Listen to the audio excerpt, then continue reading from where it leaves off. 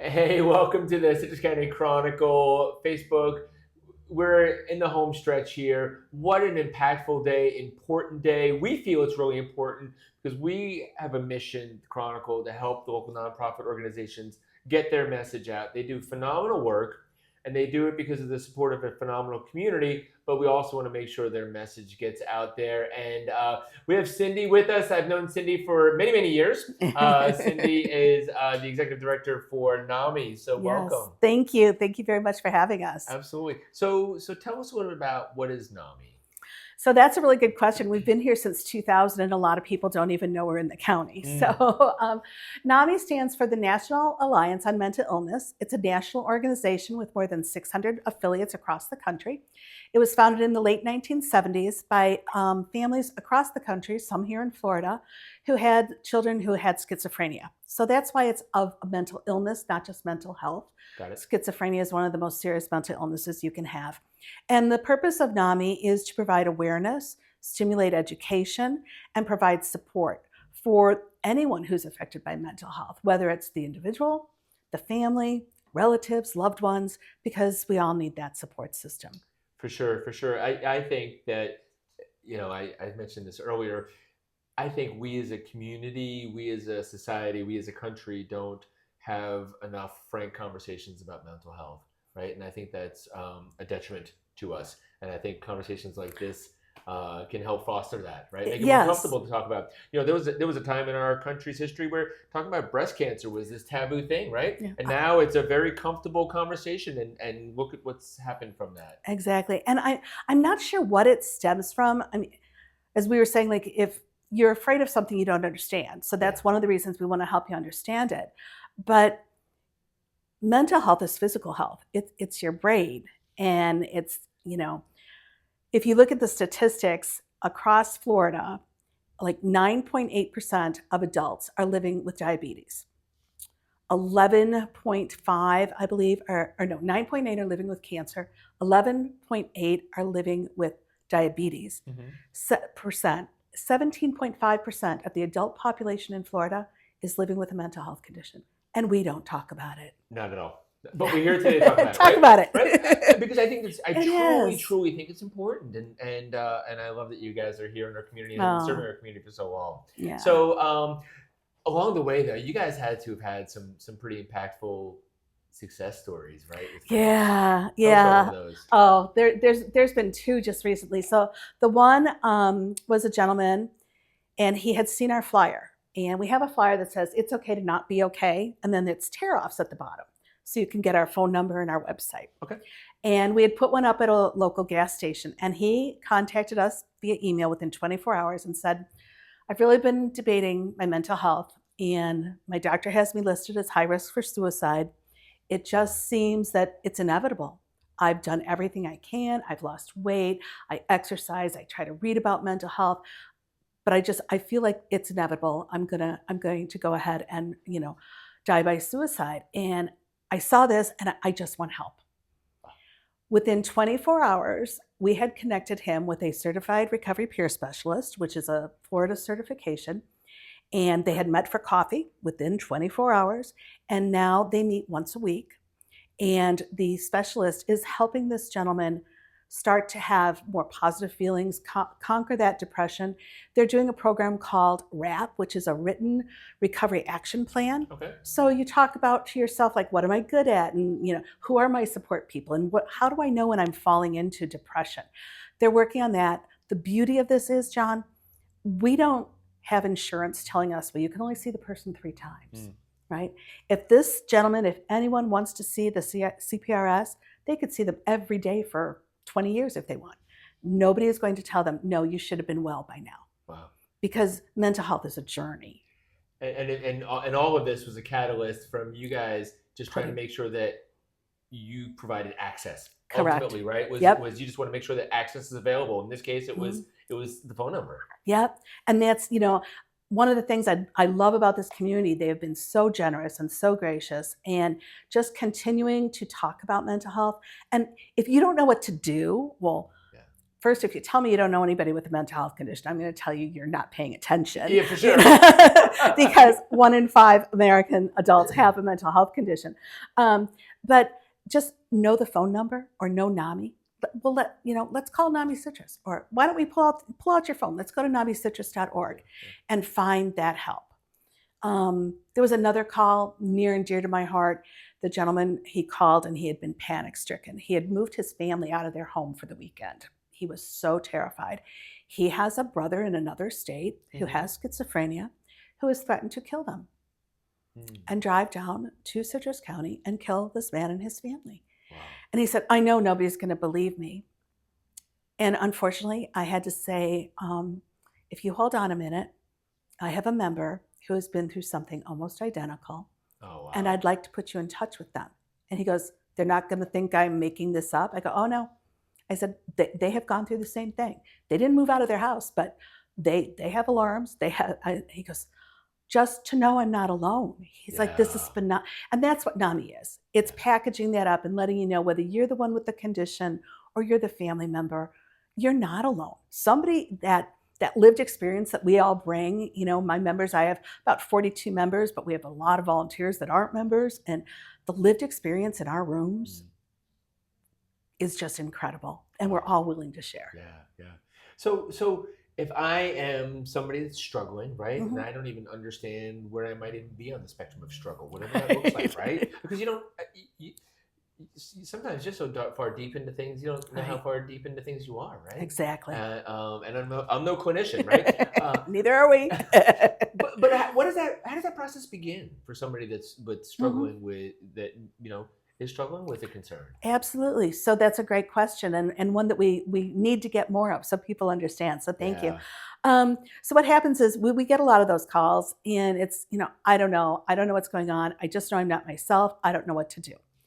So we're right now beta testing a new program called Navigator. Okay. And that call will come in and it will be turned over to an actual practitioner. They're nurses that are on a psych ward in one of the hospitals here in the state of Florida. And they will field that call. And they will be able to ask you the questions that as clinicians, they can ask, which I can't, right? Sure. So, help you figure out where you're at. They'll be able also to say, you know what? I think we probably should start with a psych exam. Or they may say, I think that, let's try to get you to a therapist. And we have on our website a lot of therapists from the community that we've kind of vetted. We try to stay on top of how far out they are. Because if you're going, I'm really, really sad today and I'm just done with this, telling you I can get you in 8 weeks is not going to be helpful. It's like when I call my dentist. They're like, yeah, 6 months from now, you can have an appointment. Yeah. It's like, no. Yeah. Right. Think about that, right? You are possibly steps away from immediate crisis. Correct. So working with these nurses who work in a psych ward, having the certified recovery peer specialists who are above what I am, right? They've gone through 500 hours. They've taken a state test that they, have gone through so that they can help diffuse that situation. And we do it really with peer support. It's strictly lived experience. Oh. We know someone who can talk to you. I can tell you right now, I have a list. You have a child with schizophrenia, you're going to talk to you have a family member with bipolar, we're going to have you, because knowing that someone's walked that journey is an incredible weight off. Again, I'm not solving the world's problems here, but it circles back around to, having good open dialogue. It does. Right? You now know those folks, right? And they're the place where they can now help others because somebody was willing to have a conversation. Right. That's and awesome. It's sad that we can have people who know they need help. They'll even come to a support group and get help, but they won't talk about it anywhere else. And that's still the stigma. And it is just part of the life because mental health gets a lot of judgment, particularly from employers, that type of thing. So trying to break down that, and it is all starting a conversation. So this is the perfect conversation. Love it. So that navigator process, that first phone call, is it similar if I see maybe one of my loved ones that I feel maybe are struggling? What's appropriate for me? How can I help intercede?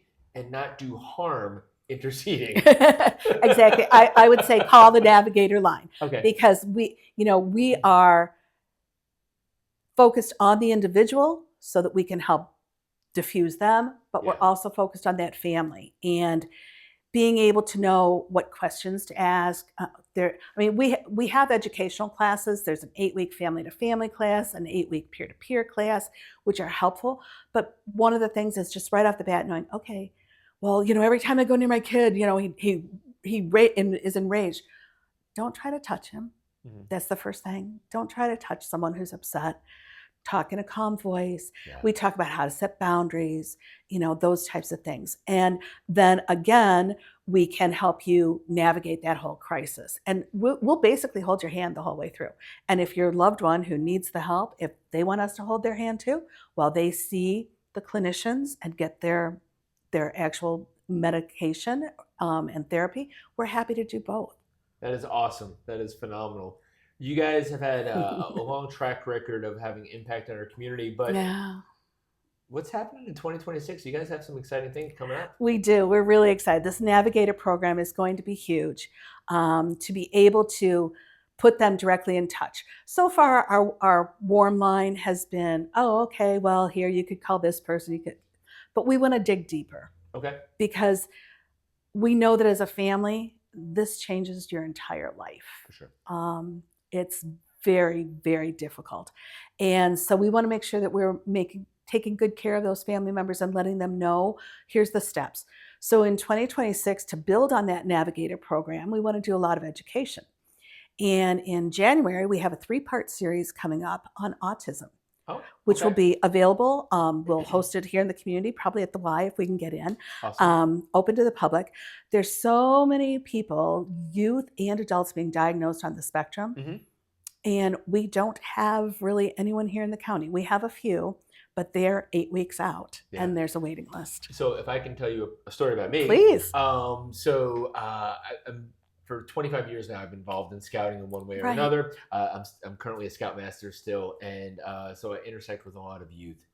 And there have been a number of times over the years where I've definitely intersected with youth that are on the spectrum, mm-hmm. and I know my capacity is just not there, right?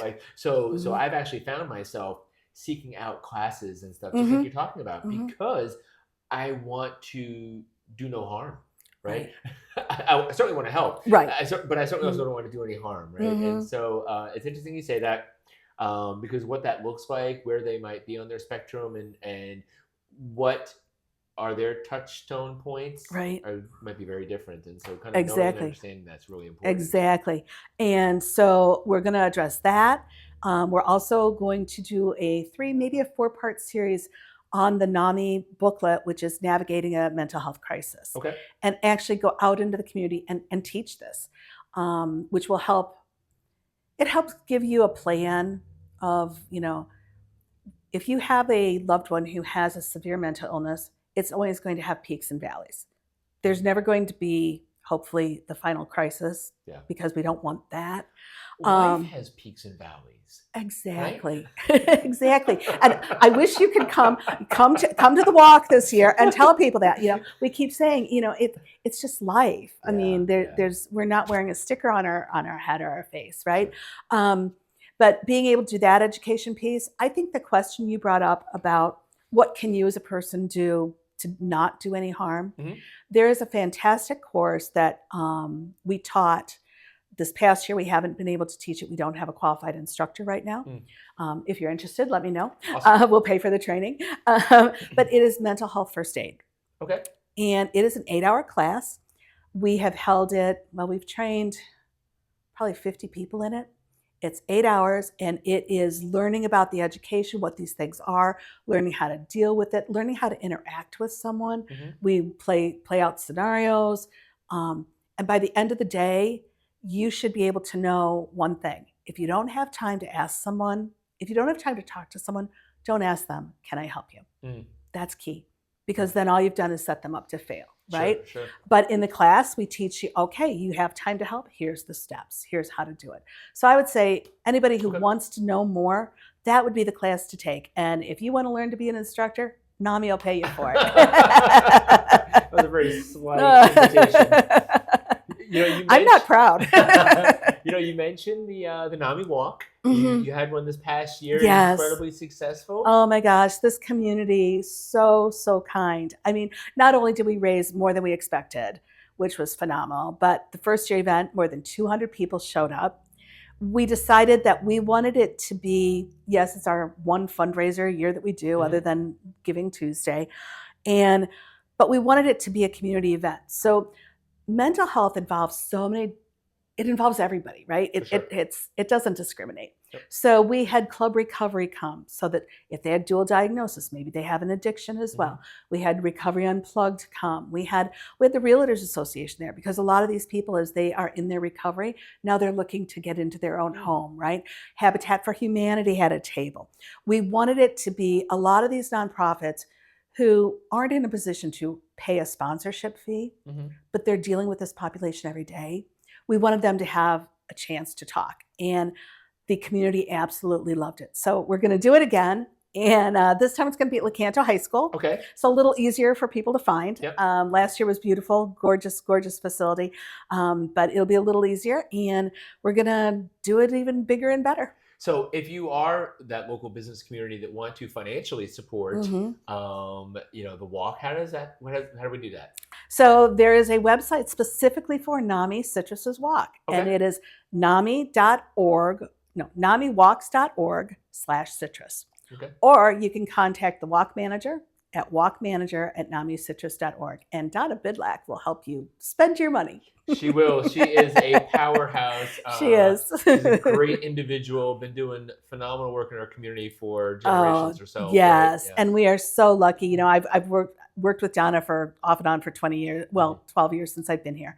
And she was involved with the Builders Association for 21 years. I mean, knowledge galore.